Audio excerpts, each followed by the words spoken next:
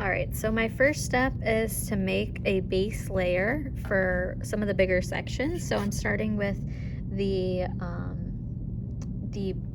brown part of the milkshake. So right now I just mixed my own color by using a little bit of brown and a little bit of green, and it made this neutral toned brown color. And I'm just lightly creating this base on here. So kind of going in between the lines that I made so that I don't cover up anything. And then I'll go from there.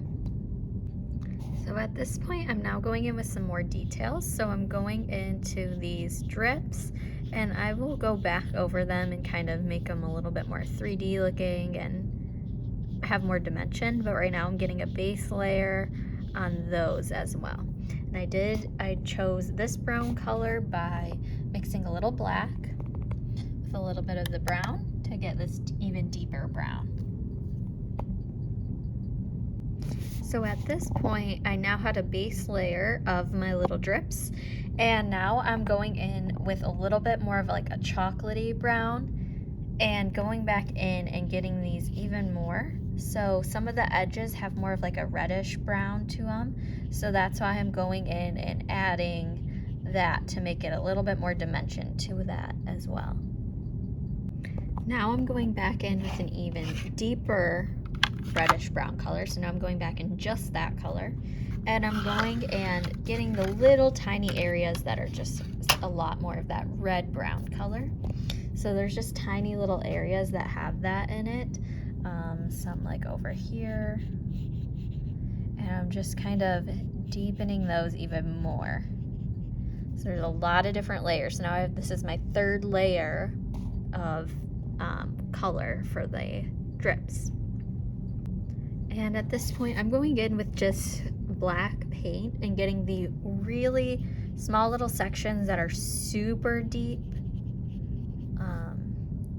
I try not to use too much black, but just the sections that are like really, really deep, just to give it a little bit more texture to it, a little bit more dimension. So now I have all those little drips in there, and you can kind of see how many layers I have just by looking at it. Like a little bit of texture there. Now I'm gonna start with putting some more details in this part. So on this side, it's a little bit darker than it would be on this side. See if I can get the photo of it. So over here, it's a little lighter. Same with right here, it's lighter, and then over here is darker. So now I'm going to mix my colors and add another layer to that. So I deepened up some of these parts in here. So I added on top of my layer, and then now I'm going in with the little highlighted parts and adding some color to those as well, just so that they are also brown, but they're not coming up as like white, because next to the dark color it might come up kind of light. So I'm making sure it's still brown, but still lighter than some of these other sections. Alright, so I kind of layered some of those, and then I deepened just a little bit of some of these parts in here, and kind of made some more texture by just kind of doing some little tiny brush strokes to maybe blend some things, or make things like stand out a little bit more. Up here, I'm going to go in with a little bit more of a brownish, a reddish brown, so more of like this type of brown, into the top, into this top part, just because up here it's a little bit more reddish toned.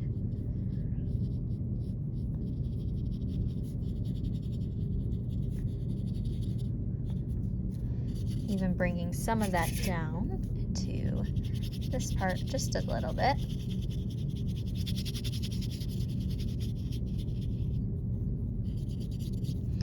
So now I kind of have this base layer of the glass done, and then I have some of these little highlights that I will kind of go back in with at the end. But if you notice on the photo, there's kind of an outline like here.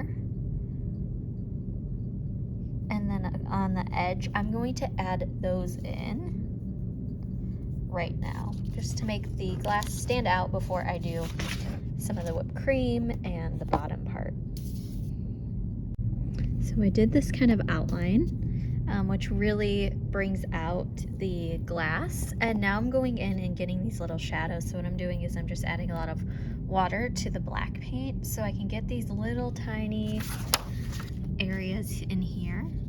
And I might want to add like a little bit of like a yellowy greenish tone to them just to get them a more accurate color. But just these little zones here I'm going to add to it. So I added the deeper parts in here of the reflections, and then very, very lightly, really watered down, I made these little shadows here. And I do want them to be a little bit more blue, so I'm going to add some blue into these very lightly. So now I kind of deepened up this bottom part and have some reflections, and I might come back to that. But I'm getting a little bit more texture here by just taking a little bit of paint and lightly tapping it, and then if I need to, I might blot it just a little to fade it, and it gives more of that like speckled texture since this is a Oreo shake.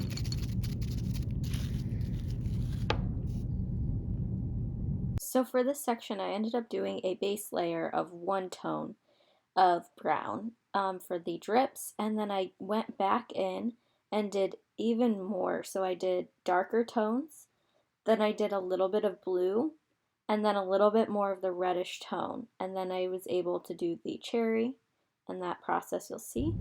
So now I'm going into the cherries, and I already did one base layer of just red, and I'm gonna go back in and layer where it might be a little bit darker and brighter. So just kind of doing another layer.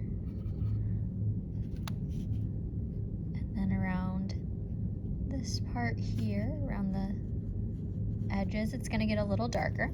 So what I can do is take a little red, put it on my palette. Now I'm gonna take a little bit of the brown, mix it in just to make it slightly darker, and I can get some of these spots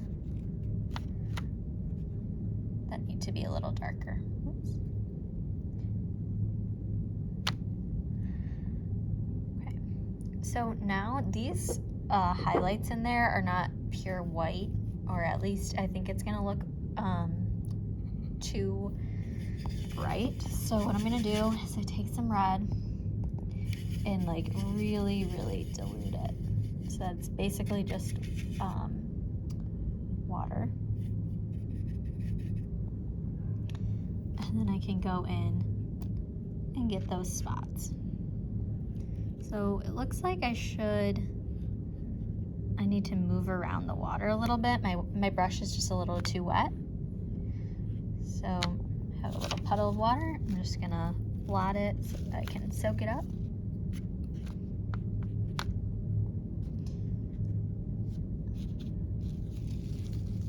Just blot it a little. And then I like to darken up the areas around it again, so that it's still a little lighter in those areas, but it's not so harsh. So I'm gonna kind of do the same thing the other side. So at this point, I just kept layering, and then I did a slight, like light layer of the dark brown around the edge. And then I'm gonna wait to do the little shadows till the very end. So right now, this is what it looks like. So I do need to do the straw and then the Oreo, and I think for the Oreo, I'm debating about what I want to do with it. I think I'm going to do the straw first. I'm going to I think I'm going to do it black, how it is in the photo, and then I'll come back.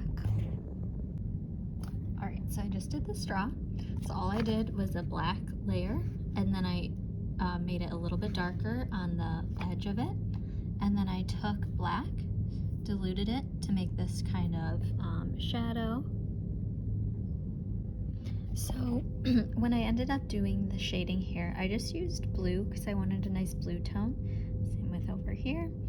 And then I decided to do a green gradient, which I am going to clean up just a bit. For my Oreo, I did a little bit of the salt technique, which it didn't fully kind of go, but I did another layer after that of just some more black so that I can get some more of that texture. And then I ended up doing a yellow table. So here's what that looks like, and now I'm going to go back in and kind of deepen some things to make them stand out a little.